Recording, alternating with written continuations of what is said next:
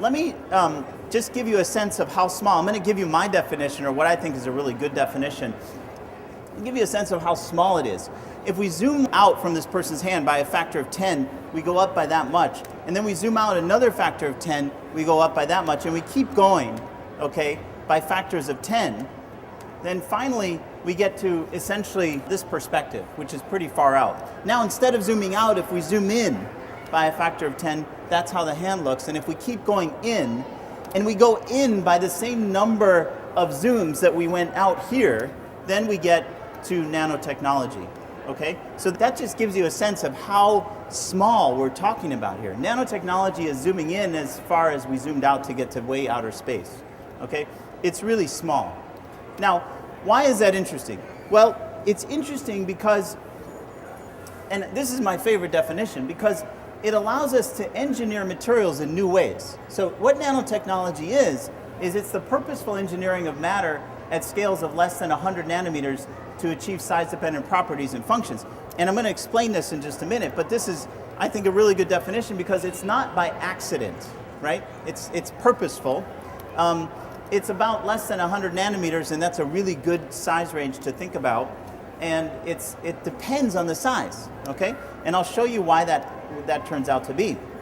First, though, if you look around and you look at sort of what people write about in terms of the promise of nanotechnology, you see it's going to meet global energy needs, provide abundant clean water, increase health and longevity, maximize our productivity of agriculture, and so forth. And then you go to the mall. Okay, so this sounds great. Nanotechnology is going to essentially save the world in every single way. And then you go to the mall and this is what you see, right? I have a pair of Eddie Bauer's Nano pants, and they're like a little bit more wrinkle-free or stain-resistant, but not much. And we see skin creams, and people are talking about banning some of these things, but it doesn't seem like it's holding up to the promise, right? And the reason is that we see enormous potential and excitement in nanotechnology, but we're not yet at the point where we're able to commercialize that. It's really at the research stage.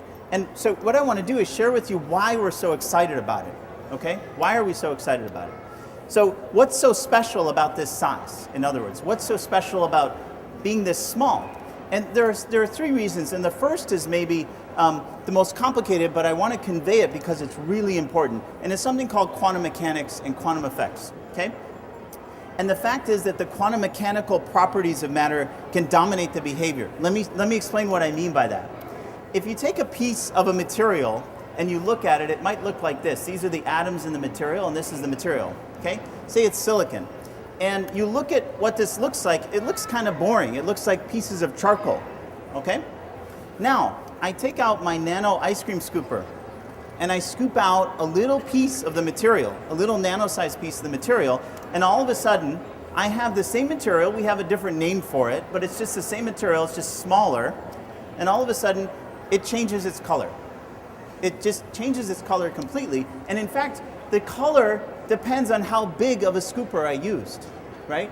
So we have something now where we can take a property of the material, its color, and change it just by changing its size. That really seems kind of strange. It's like if I took a piece of this table out, and just because it's a little smaller, it starts glowing blue or red, right? That's what we're talking about here. And the reason this happens is something called quantum mechanics, which I'm not going to go into detail about, but it has to do with why a color is what it is, okay? The second reason is that these scales, why nanotechnology is so exciting, is that these scales are now at the same scales as biology, and that has really important implications for medicine. So these same things where the color is changing just because of its size, so I can control the material's behavior in a completely different way, that size happens to be at the same size of the building blocks of nature.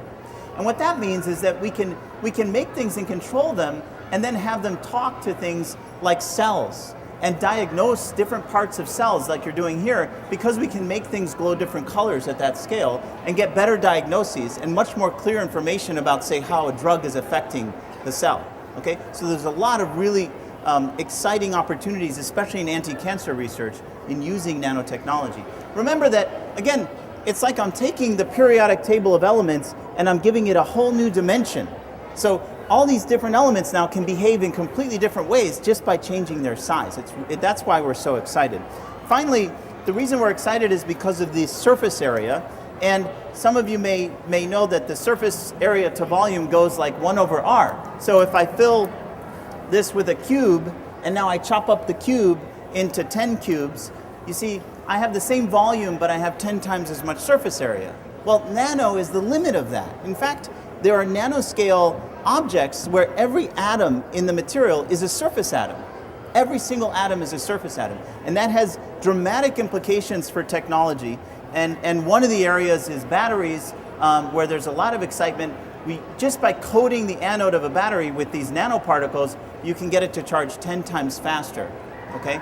And so, but there are a lot of other very important areas where the surface area can act as catalysts, filters, so for clean water, and other kinds of applications where the surface area to volume is what's important. So those are sort of three of the reasons why we're so excited. Now, back to the problem of energy. So that very same idea that you can take a material and change it in ways you didn't think you could, okay, has enormous repercussions for solar cells. And it's the reason why that curve that I showed you at the bottom is actually even there. Because we can now make solar cells in completely new ways that have dramatic reduction in the cost of manufacturing. What we can do is we can make a solar cell based on nanotechnology using what's called wet chemistry, just mixing things in a beaker, as opposed to putting things at very, very high temperatures, which is what we have to do today. So we have completely new types of solar cells now because of the ability to control these properties, okay? Now, in batteries, we have this problem that the amount of energy density we can put in the battery versus the year is something like it doubles every 60 years. So some of you may have heard of Moore's Law, where the speed of the computer doubles every 18 months. Batteries don't follow a very nice Moore's Law. Every 60 years, we can have twice as much storage. And we need much more than that for things like electric cars and other applications that we're very interested in moving forward based on renewable technologies. So we need to break from this trend, and it turns out that nanomaterials, and because of the ways that I just showed you in terms of their surface area and other ways that you can control them, are dramatically affecting this curve, okay? Now, some of you may have heard of the hydrogen economy, and this is probably not how we're going to store hydrogen on our cars, but this is what a lot of people still believe is sort of the future of fuel, essentially hydrogen.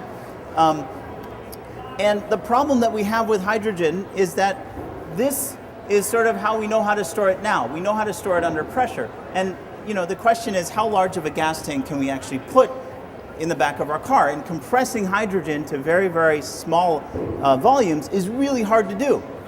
And not just that, but it's a little bit dangerous. In fact, what people do with these cars that have compressed hydrogen on them is they do something called a drop test. They put it in the back and they see whether the tank exploded or not. And it's not really something that a consumer wants to have in their mind, is these pictures of drop tests. So what we're very interested in is the other side here, and this is entirely driven by nanotechnology. These are materials that can allow you to tune the temperatures that you need to get the hydrogen out. It's actually not a problem. The storage of the hydrogen is not that big a problem. We know how to store a lot of hydrogen. The problem is getting it out without having to heat up to very high temperatures. And that's something that very recently people have shown can be done using nanoparticles, okay? So we can really tune things like the chemistry, the thermal chemistry of these materials.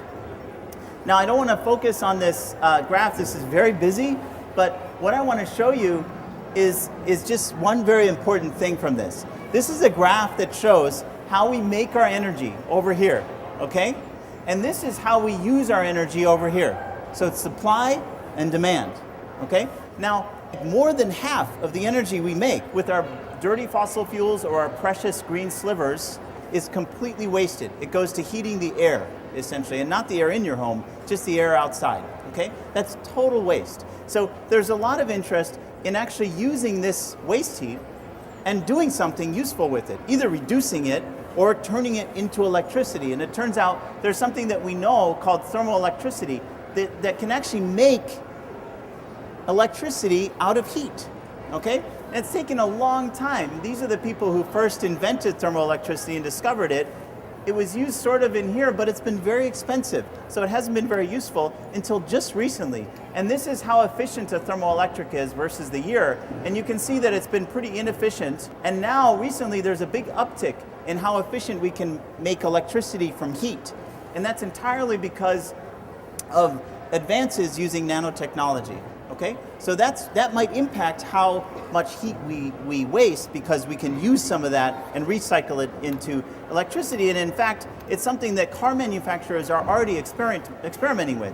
If you wrap the catalytic converter of a car with the thermoelectric material, you can reduce the fuel consumption by 10%. The problem is that right now, the material is too expensive, and that's where nanotechnology comes in. I wanted to end with what I think is a pretty striking image, and that is, in terms of how much electricity we're going to need as a planet, and in terms of how many people we are, here's the comparison. Here's the kind of population of the planet. And you can see that there are some dense regions and then not so dense regions. Here's how the lights look at night, okay? So if you take a picture from orbit, this is how we use our electricity, okay? And what I find very interesting is when you overlay the two, what you see is that there are parts of the world, like where we live, where there's a real correlation between how much people there are and how much energy we use, right? But there are other parts of the world which have a much, much weaker correlation with how dense the population is and how much energy they use. And there's no question that they're going to want to use and make as much energy as we make here, because of the reasons that I told you at the very beginning. And so the question that we have is, how are they going to make that electricity? Are they going to make it with things like coal, which we know is going to be very bad for the planet? Or are we going to figure out ways to expand this green sliver, and so that they can actually turn their lights on using something different than what we have today? And the main takeaway message I want to leave you with is that there's a lot of excitement in the idea that we can use nanotechnology to enable that to happen. So thanks very much, and I guess I'll stop here. Yeah.